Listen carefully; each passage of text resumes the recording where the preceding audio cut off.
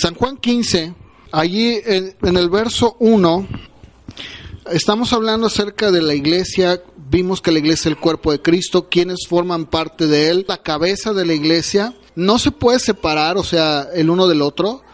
Ahí está unidad entre cabeza y cuerpo, es como nosotros, cabeza y cuerpo no se pueden separar. Él dirige, lo vimos ya, el crecimiento del cuerpo. Él es la fuente de vida del cuerpo. Pero aquí vamos a ver cómo la Biblia nos dice que la iglesia está ligada a Cristo y pertenece a Él. Juan 15:1 dice: yo soy la vid verdadera y mi Padre es el labrador. Todo pámpano que en mí no lleva fruto, lo quitará. Todo aquel que lleva fruto, lo limpiará para que lleve más fruto. Ya ustedes están limpios por la palabra que les he hablado. Permanezcan en mí y yo en ustedes. Como el pámpano no puede llevar fruto por sí mismo si no permanece en la vid, así tampoco ustedes si no permanecen en mí. Yo soy la vid, ustedes los pámpanos. El que permanece en mí y yo en él, éste lleva mucho fruto, porque separados de mí nada pueden hacer. El que en mí no permanece será echado fuera como pámpano y se secará, y los recogen y los echan en el fuego y arden. Si permanecen en mí y mis palabras permanecen en ustedes, pedid todo lo que quisieres y les será hecho. En esto es glorificado mi Padre, en que lleven mucho fruto y sean así mis discípulos. Como el Padre me ha amado, así también yo los he amado. Permanezcan en mi amor. Si guardan mis mandamientos, permanecerán en mi amor, así como yo he guardado los mandamientos de mi Padre y permanezco en su amor. Estas cosas les he hablado para que mi gozo esté en ustedes y vuestro gozo sea cumplido. Este es mi mandamiento, que se amen unos a otros como yo los he amado. Nadie tiene mayor amor que este, que uno ponga su vida por sus amigos. Ustedes son mis amigos si hacen lo que yo mando. Ya no los llamaré siervos, porque el siervo no sabe lo que hace su señor, pero les he llamado amigos, porque todas las cosas que oí de mi Padre se las he dado a conocer. No me eligieron ustedes a mí, sino que yo los elegí a ustedes y les he puesto para que vayan y lleven fruto y su fruto permanezca, para que todo lo que pidan al Padre en mi nombre, Él os lo dé.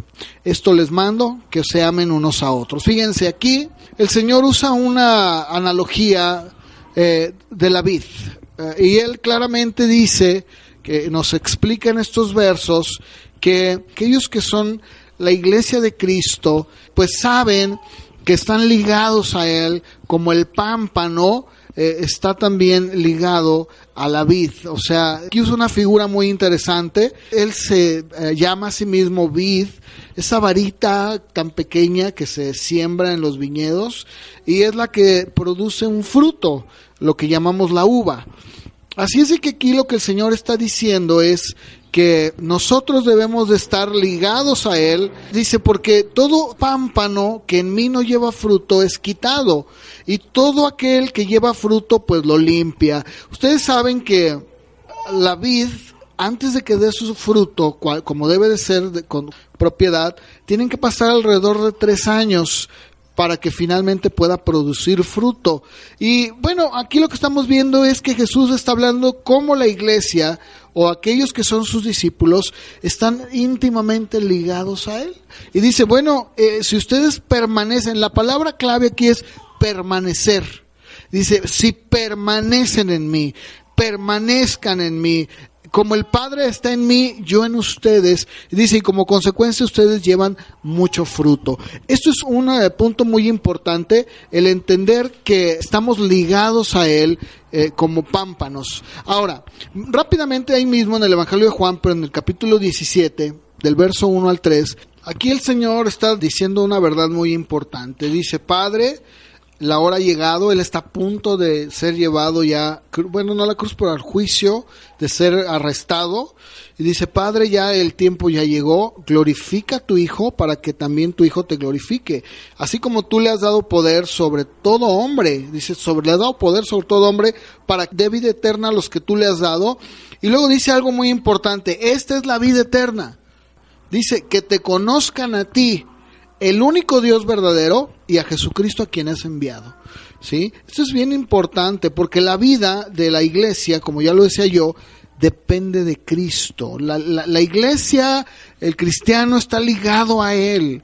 No puede vivir de manera independiente, está unido a Él en vida.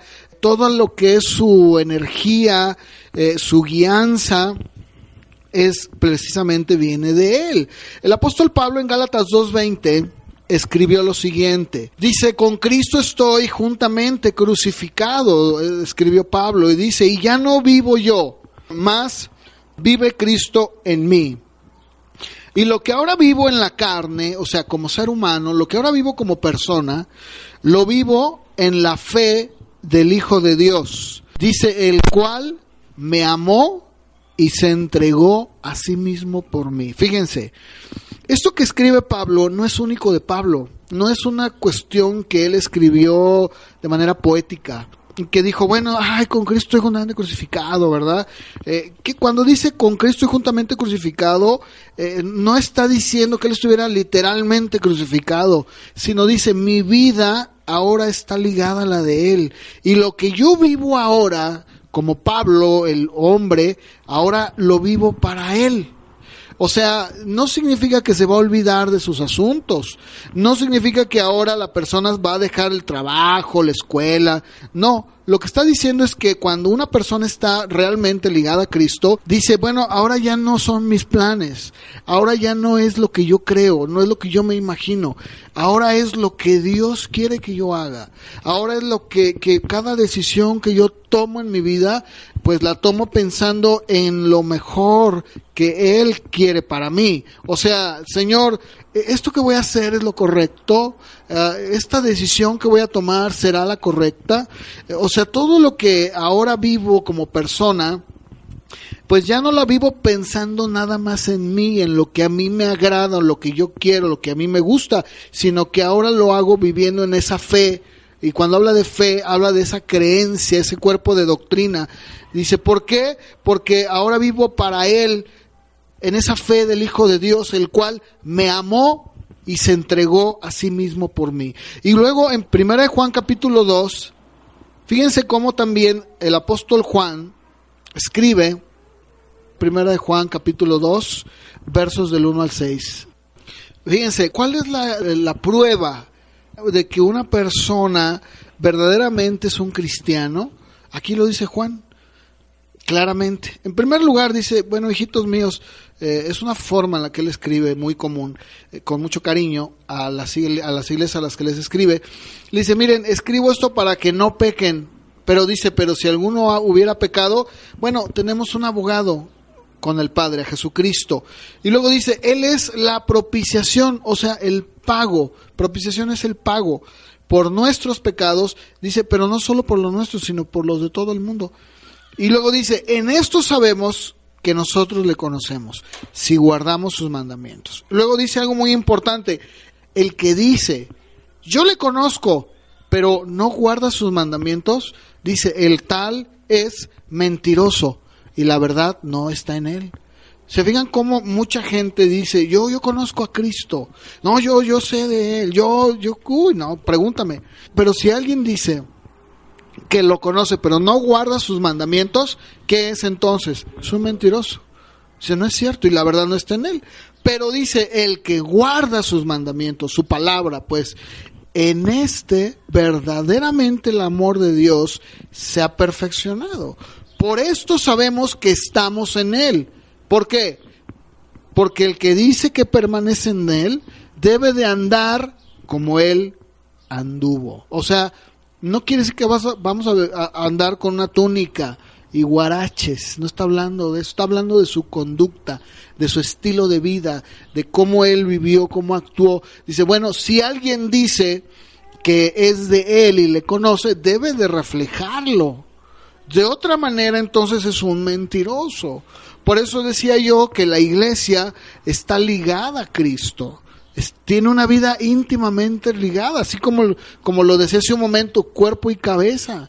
Nunca hemos visto que la cabeza o el cuerpo se separen uno del otro. Eso es imposible, de la misma manera. Entonces, la iglesia continúa, digámoslo de esa manera, continúa los hechos, la vida y la enseñanza de Jesús aquí en la tierra. O sea, si alguien quiere conocer a Cristo, debe de voltear a la iglesia. Porque en teoría, eso es lo que Jesús dijo. Si alguien dice que es de Él, pero no guarda, no vive, entonces es un mentiroso. Pero, ¿qué es lo que Dios quiere? Que nosotros reflejemos la vida de Cristo, de tal manera que la gente alrededor puedan voltear y decir, tú sí eres un cristiano, tú sí eres un hijo de Dios. ¿Por qué? Porque traes una playera que dice yo amo a Jesús. No. Porque en tu carro traes un pececito. No. Porque traes un llavero. Yo te vi el llavero. No, tampoco. Porque tu vida me manifiesta que eres un seguidor de Él. Miren, les voy a dar un ejemplo real. Yo le he hablado muchas veces este ejemplo. Ustedes han oído de Gandhi, ¿no? Gandhi, este indio que liberó a la India de los británicos, ¿no? Bueno, pues resulta que él estudió en Inglaterra, porque pues era una colonia inglesa. Y él estudió allá, y dice que un día él empezó a leer el Nuevo Testamento, y le gustó, y dijo, ¡ay, qué hombre tan especial, Jesús! Y él dijo, bueno, este país es cristiano, por lo tanto voy a ir a conocer a los cristianos, porque pues yo entiendo que si ellos son como Cristo, pues van a ser un reflejo de Cristo, ¿no? Y resulta que Gandhi, esto fue de la vida real, Gandhi entró a una iglesia ahí en Londres para conocer, estuvo en la reunión, y dice él que salió de ahí, y su experiencia en su biografía, en sus papeles, anotó que había sido muy, muy desanimante, muy triste, le había dejado un sabor de boca muy malo. Bueno, al caso que ni siquiera me saludaron. Dice, yo entré, me senté, dice, bueno, pasé desapercibido, pasó la reunión, cada uno saludó, pasaron junto a mí, dice, no hubo uno solo que viniera a saludarme. Entonces Gandhi se salió, terminó y se fue a su casa. Qué triste, ¿no? Que este hombre que quiso ir y conocer a los discípulos de Jesús, se ha encontrado con una situación de estas. ¿Por qué? Porque él iba con toda la intención y el deseo de conocer a esos discípulos. Él pensaba, bueno, si ellos son seguidores, pues un seguidor, un discípulo es una copia, es como un clon, se ha clonado Cristo en ellos. Pero pues no fue así, la experiencia que tuvo fue muy triste. Ahora, la pregunta que yo me he hecho es esta, ¿qué hubiera pasado si Gandhi realmente hubiera sido influenciado por los cristianos? O sea, que Gandhi hubiera dicho, caramba, no hombre, pues me quedé corto. O sea, estos hombres realmente viven la vida de Cristo, son Cristo mismo. Su forma de ser, no sé, son diferentes. ¿Qué hubiera pasado? Imagínate todo lo que él pudo haber influenciado a la India, ¿no? Haberles compartido, haber dicho, miren, vamos a hacer nuestra independencia pacífica, pero ahora tengo más motivos para hacerlo, ¿verdad? Porque miren, conocí a Cristo. Imagínate lo que hubiera pasado. La India es uno de los países que tienen más población en el mundo. Bueno, pero ¿qué sucede el día de hoy? Que muchas de las veces no tenemos una idea muy clara de esto. Y cuando nosotros hablamos de la iglesia, estamos hablando que ahora las manos de Cristo deben de ser nuestras manos. Los pies de Cristo deben de ser los de la iglesia. Porque ahora, si Cristo, si alguien dice, bueno, yo quiero, no sé, yo quisiera que alguien orara por mí, pues ¿quién va a hacerlo? Cristo no puede venir en manera literal, porque ya vino. Pero ¿quién debería de hacerlo? Pues sus seguidores, ¿no? Si alguna persona está en aflicción, si alguna persona está en necesidad, si alguna persona está en un problema, ¿no? Debe de recurrir y voltear a ver y decir, bueno, no está Cristo, pero están sus discípulos. Y eso es una garantía, o debería de ser una garantía, ¿no? Ahora, el problema es que el día de hoy, muchas de las veces, se ha malinterpretado. Porque yo puedo decirles que muchas iglesias cristianas han entendido, o malentendido más bien, que entonces la iglesia se debe de meter en los asuntos de política.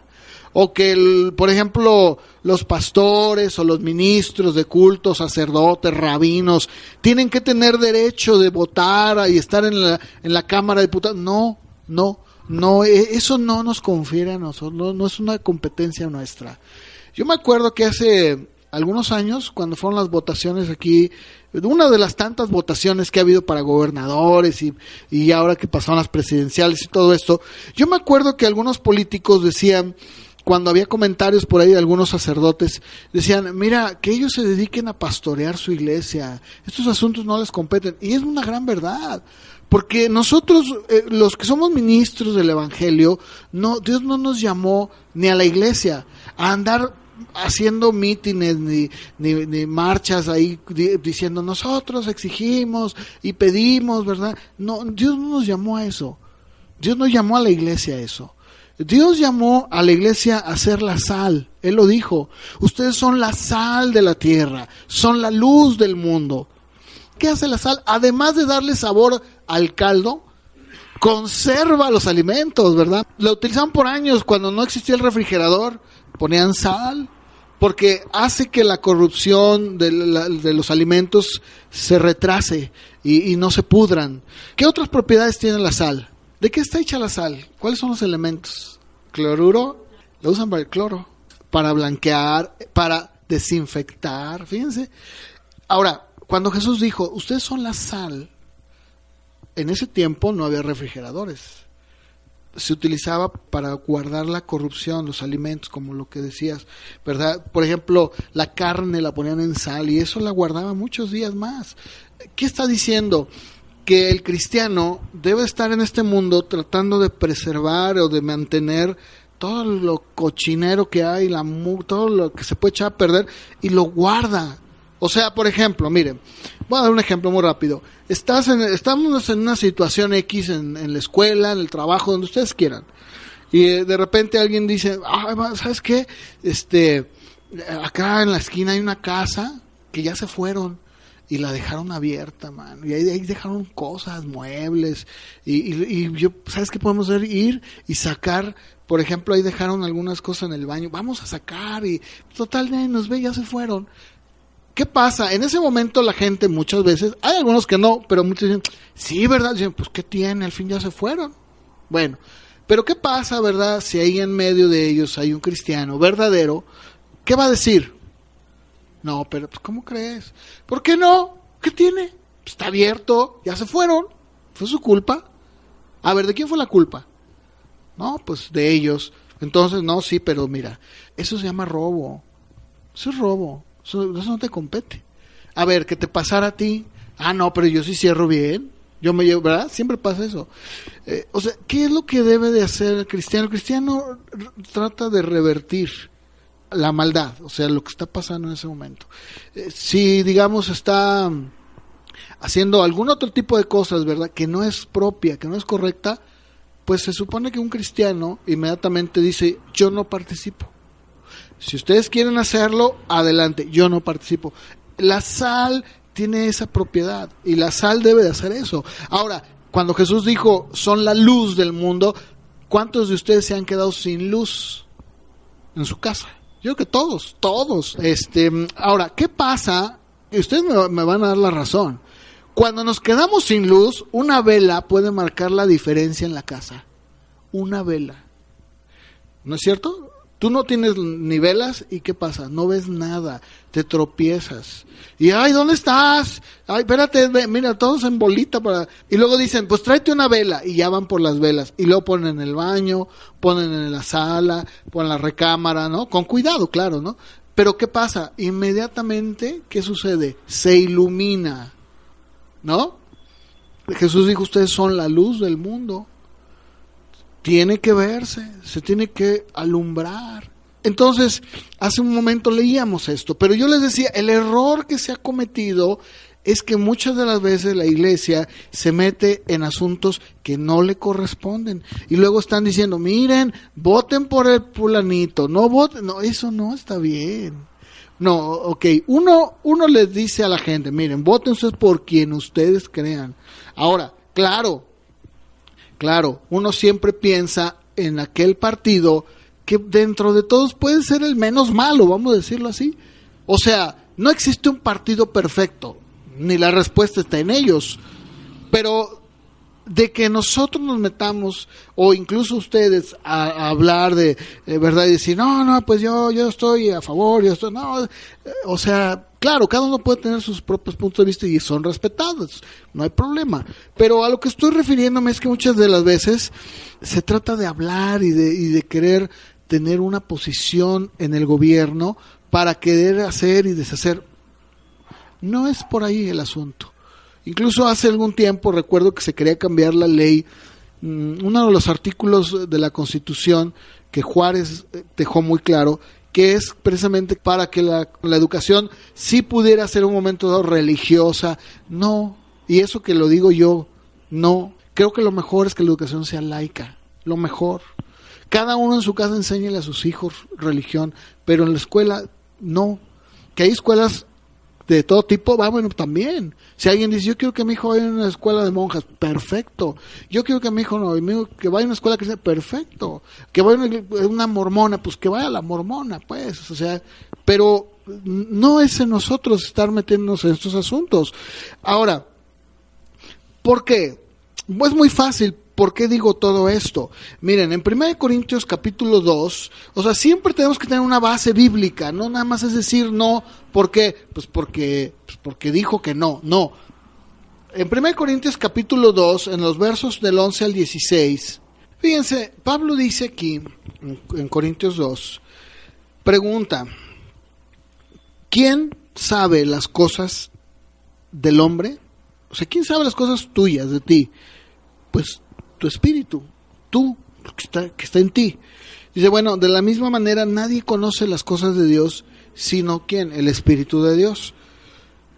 Y dice, nosotros no hemos recibido el espíritu del mundo, sino el espíritu que proviene de Dios, para que podamos saber lo que Dios nos ha concedido.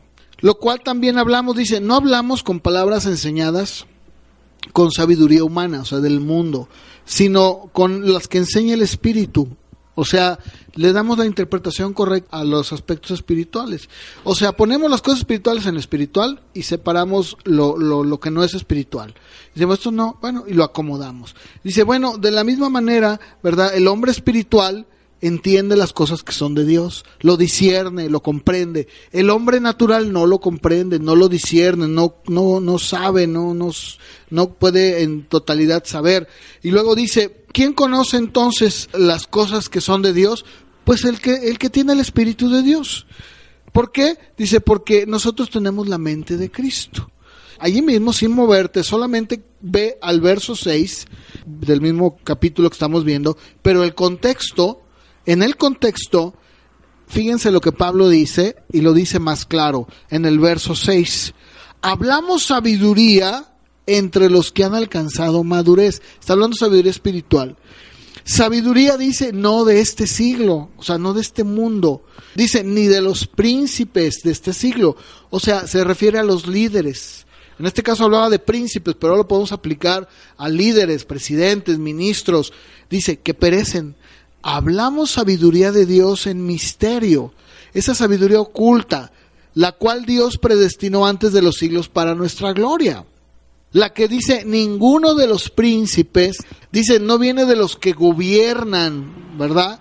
Dice, porque si lo hubieran conocido, nunca hubieran crucificado al Señor de gloria. Si hubieran tenido la sabiduría, el entendimiento de Dios, pues no lo crucifican. ¿De qué está hablando aquí? Pues está hablando de que el hombre natural no entiende lo espiritual. Por eso nosotros no podemos ponernos y decirle al mundo, ¿verdad? Pues yo creo que vamos a aplicar este principio. Todos los domingos proponemos que todos vayan a la iglesia. ¿Qué creen ustedes que diga el gobierno? ¿Verdad que no? No, y proponemos que también entre semanas se reúnan, ¿verdad? Y vayan a la iglesia todos. ¿Creen que si alguien propone un cura, un pastor, un rabino, el que ustedes quieran, creen que si propone algo así, vamos a hablar más específicamente, un pastor va y propone, ¿verdad?, que se ayune cada fin de mes, que se lea la Biblia todos los días en la casa, que se reúnan, ¿verdad? ¿Ustedes creen que le van a hacer caso? ¿Verdad que no?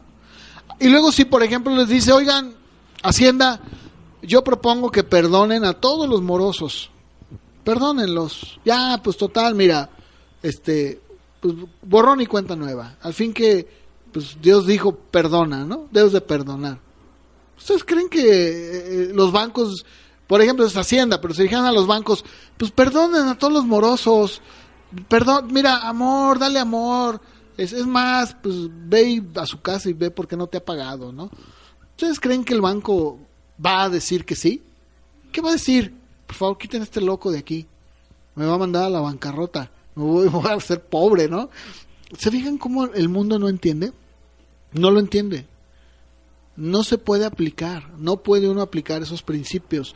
Incluso fíjense que una de las cosas que el día de hoy sucede dentro de la iglesia, que quiero yo hablar de esto, es, yo ya había hablado yo de Cristo como la cabeza, pero la pregunta es ¿quién es Cristo? Porque si nosotros conocemos a Cristo, ¿verdad?, como la cabeza, pero ¿quién es Él? ¿Qué hizo? ¿Por qué creo en Él? Son preguntas que a veces tal vez ustedes pueden decir, no, pues es muy fácil. Sí, pero no es cierto, porque muchas de las veces la gente compara a Cristo con Mahoma o con Buda. Y dicen, no, bueno, pues Cristo fue un buen hombre, Cristo fue un iluminado, Cristo fue pues uno más de los tantos hombres que ha habido, ¿verdad? Él fue, ¿de verdad fue así? ¿Es cierto eso? O sea, ¿realmente entendemos por qué Él es Señor y cabeza de la iglesia? ¿Saben que eso Jesús también le preocupó? Al Señor le preocupaba qué era lo que sus discípulos pensaban sobre de Él.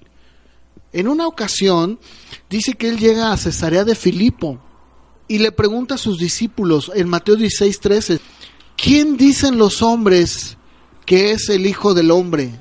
A ver, Pedro, Juan, Santiago, Mateo, ¿quién dice la gente que soy yo? Verso 14, unos, Juan el Bautista, otros, Elías, y otros dicen que eres Jeremías o alguno de los profetas. Fíjense, esto es importante que ustedes lo sepan, porque tal vez te van a preguntar, o ya te han preguntado, bueno, pero Jesús fue un hombre nada más, ¿qué diferencia hay entre él y todos los demás? Oh, lo vamos a ver, hay una gran diferencia. Y luego sigue diciendo en el verso 15, y ustedes, o sea, a sus discípulos, ¿quién dicen que soy yo? Qué pregunta tan importante. Entonces dice que Pedro le dice, tú eres el Cristo, el Hijo del Dios viviente. Muy bien, efectivamente. Ahora, vamos a ver muy rápidamente, ¿quién fue Cristo? ¿Quién fue? ¿Saben ustedes? No sé si lo sepan, pero yo les voy a decir que no ha existido ningún líder religioso, llámale Mahoma, Buda, bueno, quien tú quieras, ¿verdad? El mayor iluminado que ha habido, el que tú quieras. ¿Saben ustedes que ningún líder religioso, ni Pablo, ni Moisés, ni, decía yo, ni Mahoma, el mismo Buda, es más, el gran Confucio, ninguno ha dicho que es Dios? Ninguno de ellos dijo, yo soy Dios. Ninguno. El único que ha dicho, yo soy Dios, y jamás se avergonzó, jamás se retractó, fue Cristo. El único. Al que tú pongas, así el que tú pongas, ¿verdad? La pregunta es, ¿cómo es posible que un hombre diga que es Dios? Aquí hay solamente dos cosas. O es un gran mentiroso, así, ese cuate está loco, mano. O está diciendo la verdad. ¿Saben que hay un hombre, no sé ya qué pasó con él, que se llama José Luis Miranda? ¿Han oído de él? Que se hace llamar que él es el Cristo encarnado, que vive en Puerto Rico. ¿Alguien lo ha oído? ¿Sí? Se tatúan, ¿verdad? El 666 y él anda en un jet por todos lados y tiene un montón de gente, ¿no? Hay otro también, ¿verdad? Exacto, que se viste con túnica y así a la usanza, ¿no? Pelo largo, barbón y todo.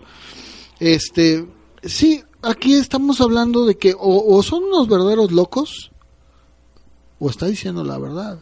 Este hombre de Rusia, por ejemplo, ¿no? Por citar a uno, ese hombre, pues es de dudosa procedencia. Porque ese hombre, incluso, si mal no recuerdo, yo vi el reportaje, sé que él había sido un policía pues dicen, este cuate se mete con las chavas de ahí, o sea, ¿qué onda? Entonces, ¿a qué conclusión puedes llegar cuando ves un hombre así? Pues está loco. Cuando tú volteas a ver a este hombre puertorriqueño, pues es un hombre que se emborracha, es un hombre que también tiene mujeres, y dices, este está loco, está fuera de sí. Aquí tenemos que llegar a la conclusión, o Jesús fue un mentiroso, o dijo la verdad. ¿Y qué es lo que la Biblia nos enseña? ¿Qué es lo que la historia misma nos dice, verdad? Ustedes van a ver, vamos a ver en la Biblia, cómo él mismo reconoció que era hijo de Dios, él mismo lo declaró, nunca jamás se retractó, o sea, nunca dijo, bueno, sí lo dije, pero bueno, ya no, está bien, pues yo sí vengo de parte de Dios, pero pues nomás lo dije a ver qué pensaba. Nunca lo dijo eso, ¿verdad? O sea, él tenía una conciencia muy clara. Por favor, Mateo 3:17. Fíjense, cuando escuche esa voz, ¿en dónde está? Esa voz no fue algo que él lo hiciera como ventrílocuo. O sea, él no dijo, ¡ay, ese es mi hijo amado!, ¿verdad? ¿Sí me explicó? No fue así. Es más, en otro evangelio dice que la gente oyó la voz. ¿Y qué es eso? Bueno, y luego descendió el Espíritu Santo, ¿no? Como paloma. Bien, en primer lugar, el Padre dijo, Él es mi Hijo. Y lo hizo de manera literal, verbal, o sea, audible. Y la gente se espantó. ¿Qué es esto? Eso es el primero. Luego, Mateo 26, por favor, vamos a ver. Mateo 26, del 63 al 65. Fíjense, cuando Jesús es arrestado, lo llevan ante el concilio, los fariseos, al sumo sacerdote, que era la autoridad suprema del pueblo judío. El sumo sacerdote, si ustedes leen en el verso 59, para leer el contexto, dice que los principales sacerdotes, o sea, los que tienen una jerarquía arriba, y todo el concilio, o sea, el Sanedrín estaba formado de 70 personas. Todos ellos estaban buscando ocasión, ¿verdad? Todos ellos procuraban obtener un falso testimonio. O sea, tráete a fulano aquí ahorita, ¿verdad? Vamos a... o sea, lo que queremos es encontrar una falla, encontrar algo para matarlo. Bien. O sea, no hallaron ninguna falsa razón, evidencia. No la hallaron, a pesar de que se presentaron, dice, muchos falsos testigos. Pero más tarde se presentaron dos. Dijeron, este declaró, yo puedo destruir el templo de Dios en 3 días lo reedifico.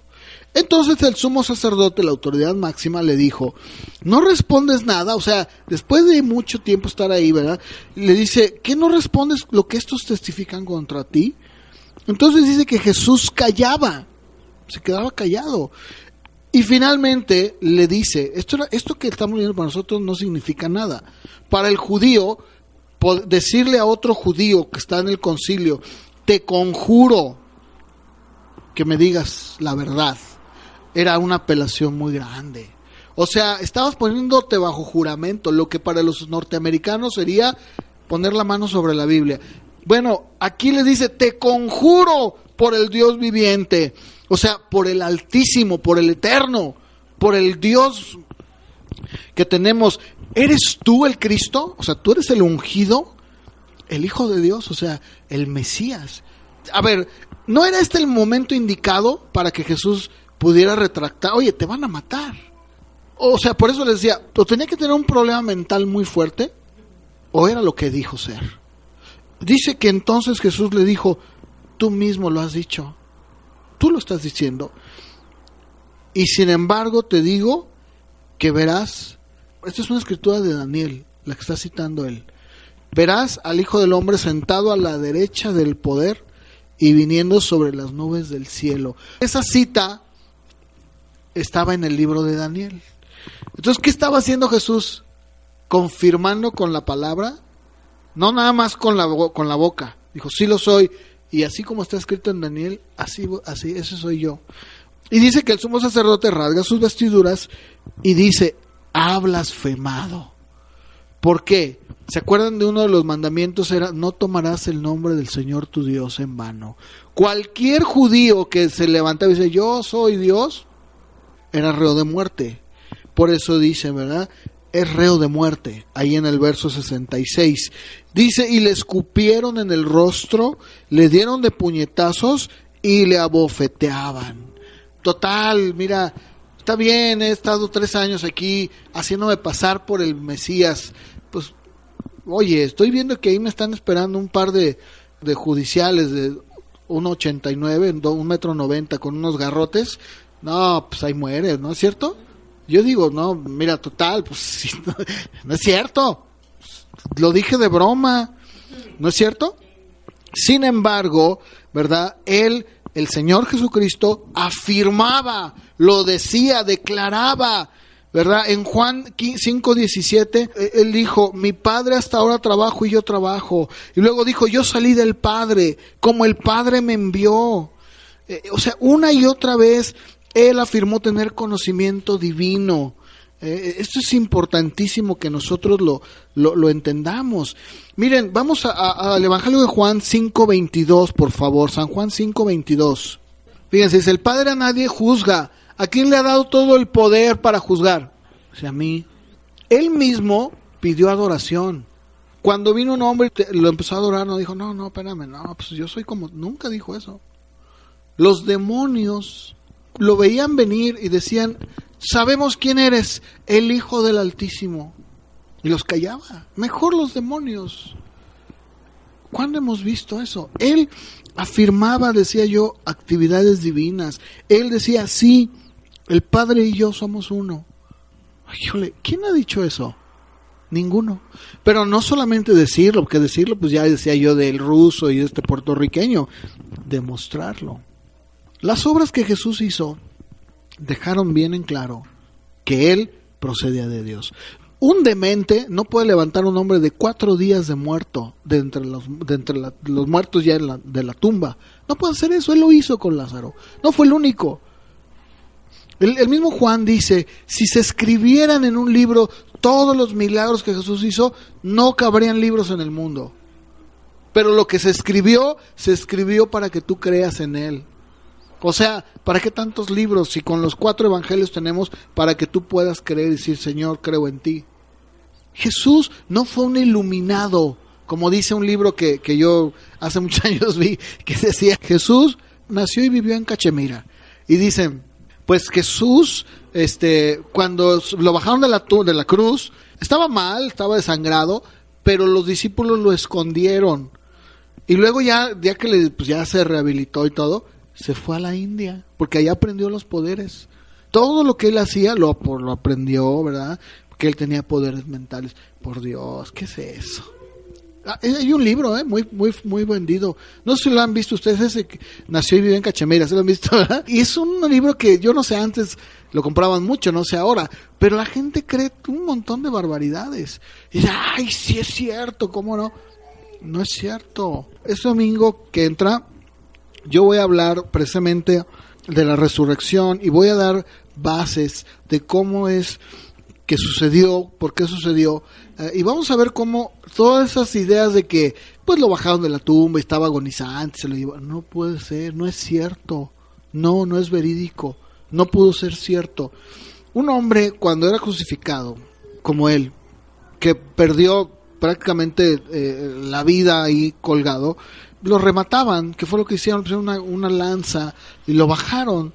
Ahora, dice la Biblia que pusieron una piedra que tapaba la tumba, pero no solo pusieron una piedra, le dijeron a Pilato, manda soldados, porque no vaya a ser que los discípulos muevan la piedra y se lleven el cuerpo.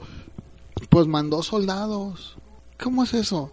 Ahora, no es cierto como los testigos de Jehová que dicen que era una bruma, que se evaporó.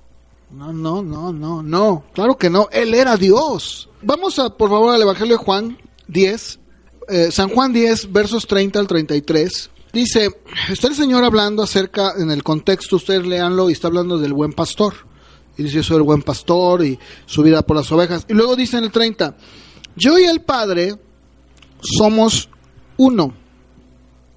Los judíos volvieron a tomar piedras para apedrearle. Jesús les dijo, les he mostrado muchas obras buenas que son del Padre, ¿por qué me apedrean? Le contestaron, no te apedreamos por ninguna obra buena, por la blasfemia, porque tú siendo hombre te haces Dios. Jesús le respondió, ¿no está escrito en su ley? Yo dije, ¿son dioses? Verso 34, ¿no está escrito en su ley? Yo dije, ¿son dioses? Si aquellos a quienes vino la palabra de Dios los llama dioses y la escritura no se puede violar, a quien el Padre santificó y envió al mundo, ustedes dicen blasfemas, porque dije, yo soy el Hijo de Dios. Si no hago las obras de mi Padre, no me crean, pero si las hago, aunque a mí no me crean, crean en las obras para que sepan y entiendan que el Padre está en mí y yo en el Padre. Y escuchen, por eso procuraban prenderle otra vez, pero se les escapó de las manos. A ver, pregunto, si son cuidadosos, díganme, ¿qué es lo que les molestó a los judíos? Porque él usó una palabra, cuando dice ahí, ¿verdad? El Padre y yo uno somos, esa palabra es en, con H. Y esa palabra en el griego habla de una misma esencia o naturaleza. O sea, tú tomas una gota de agua y la pones junto a otra gota de agua y son exactamente, ¿qué? Igualitas, compuestas de lo mismo, H2O, lo mismo. Jesús estaba diciendo, el Padre, o sea, Dios y yo somos lo mismo. ¿Qué? Y lo iban a apedrear, porque la ley decía que quien dijera que era Dios, lo apedrearan. A ver, aquí, ¿por qué el Señor nunca se retractó? ¿Por qué nunca dijo, bueno, está bien, soy como ustedes? Nunca dijo, ¿por qué? Él lo aceptó y dijo, sí, yo soy uno, soy igual, ¿verdad? Que el Padre. O sea, ¿cuál es el problema? Les decía yo Juan 8:58. Fíjense, aquí en Juan 8:58, en el verso 55, nuevamente vuelve a tener un conflicto con los judíos, nuevamente, con los líderes religiosos. Le dice, ustedes no le han conocido, está hablando del Padre, pero yo le conozco. Y si digo que no le conozco, seré como ustedes, un mentiroso. Pero sí le conozco y guardo su palabra. Su padre Abraham se regocijó esperando ver mi día, y lo vio y se alegró. Por esto los judíos le dijeron, ¿aún no tienes 50 años y has visto a Abraham? Pues sí, ¿verdad? O sea, está hablando de Abraham. Y luego dice, Jesús les dijo, en verdad les digo, antes de que Abraham naciera, yo soy. Escuche, vean la reacción. Entonces tomaron piedras para tirárselas. Otra vez, ¿cuál fue el pecado? Ahí lo dice el verso 58. Antes que Abraham naciera, yo soy. Esa palabra que utiliza el Señor, la utiliza en Éxodo 3:14. Vamos leyéndola, por favor, para poder hilar todo esto. Si no, vamos a quedar así como que, ¿y esto qué? Éxodo 3:14. Aquí está Moisés. Está en el desierto, dice que él está como pastorcito y ve una zarza que no se consume. Le pregunta a Moisés, Señor, o sea, le dice a Dios, si me preguntan, o sea, ok, voy con los hijos de Israel y les digo, el Dios de sus padres me envió, y si me preguntan cuál es su nombre, ¿qué les voy a decir? Y el verso 14, diles que yo soy el que soy. El yo soy me envía a ustedes. Esta palabra, el yo soy, ¿de qué habla? Esta palabra significa el que era, el que es y el que será. El eterno, el que siempre ha sido. ¿Qué dijo Jesús cuando habló con los judíos? Antes que Abraham fuera, yo soy. Híjole. O sea, él se está poniendo, o él está utilizando el mismo nombre que Dios le dijo a Moisés, el yo soy. Dice, antes que Abraham fuera, yo soy. Por eso tomaron piedras. ¿Te fijas? O sea, él se tomó el atributo de Dios y nunca lo negó. Él dijo, yo soy con el Padre, yo soy uno con Él. ¿Quién ha hecho eso? Ninguno. Él dijo, yo soy. Por eso les decía, ¿verdad? Esta palabra yo soy tenía la finalidad de declarar la absoluta deidad de Cristo. Por lo tanto, Él no explicó nada. Lo entendían, híjole, tanto así que quisieron, ¿verdad?, tomar piedras y matarlo, ¿sí? Entonces, si se dan cuenta, hasta hoy faltan todavía más escrituras que vayamos a ver poco a poco, pero vamos a continuar más adelante. Próximo continuamos viendo cómo Jesús se tomó atributos. Él decía yo lo soy, ¿verdad? Él mismo pidió el mismo honor que se le da a Dios. Él lo pidió. Él dijo que todos los hombres honren al Hijo como honran al Padre. El que no honra al Hijo no honra al Padre que le envió. ¿Qué? Nadie lo hizo. Él lo hizo. Vamos a ver más adelante, incluso voy a darles algunas escrituras paralelas en donde Dios en el Antiguo Testamento dijo, yo soy tu Salvador. Jesús dijo, yo soy tu Salvador. En donde el Padre dijo, yo soy tu justicia. Jesús dijo, yo soy el buen pastor. Yo soy tu pastor. Jesús dijo, yo soy el buen pastor. O sea, esto nos va a llevar a entender la unidad de la deidad, del Padre, el Hijo y el Espíritu Santo. Él siempre lo dijo, lo habló, lo declaró y nunca se retractó. Pero es importante hablar de esto para que conozcamos a fondo. Porque yo les decía, la gente luego pregunta, oye, pero es que Jesús fue uno más. No, discúlpame, eso la gente porque no estudia. Pero aún hay escritos seculares, no bíblicos, de personas que reconocen y dicen, no, mira, Jesús, ¿se acuerdan de uno? Uno de ellos fue el soldado romano que estaba al pie de la cruz. Cuando vio todo dijo, verdaderamente este era Hijo de Dios. ¿Se acuerdan? El cielo se oscureció, tembló la tierra y dijo, ay, Dios mío. Dijo, no, pues este era el Hijo de Dios. No era el carpintero, ¿verdad? Que estaba ahí alimentando a la multitud. No, él era Dios, ¿verdad?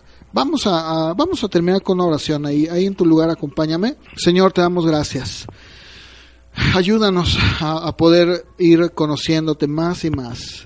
Y que todos esos conceptos que tal vez pudiera haber en alguno de nosotros sobre tu persona, a la luz de la Biblia se vaya quitando. Y vayamos viendo que tú, Señor, tú dijiste, hablaste claramente y dijiste, yo al tercer día voy a resucitar. Y todo lo que tú hablaste, todo lo que tú dijiste, todo lo que tú hiciste, demostraron, Señor, que tú eras realmente Dios. Es importante que lo sepamos, que lo conozcamos para poder también nosotros con ese conocimiento, primero conocerlo para nosotros y después compartirlo con la gente. Poder decirles que tú eres Dios, no eres un Dios, no eres uno entre muchos, no eres una opción, eres la única opción para el hombre. Gracias te doy, Señor. Guárdanos a todos al regresar a nuestros hogares. Te lo pedimos y también por los que no pudieron estar hoy. En el nombre de Jesús. Amén.